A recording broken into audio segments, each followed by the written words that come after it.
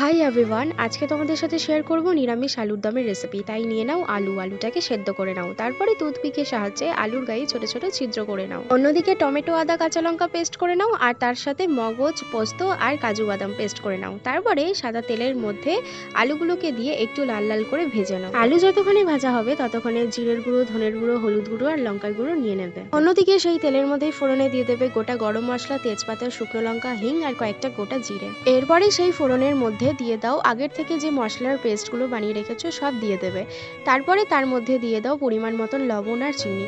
ভালো করে কিন্তু মশলা কষিয়ে নেবে। তারপর ভালো করে মশলা কষানো হয়ে গেলে আগের থেকে সেদ্ধ করে ভেজে রাখা আলুগুলো তার মধ্যে দিয়ে ভালো করে আরেকবার কষিয়ে নাও। আলু মশলার সাথে কষানো হয়ে গেলে উপর থেকে দিয়ে দাও গরম জল।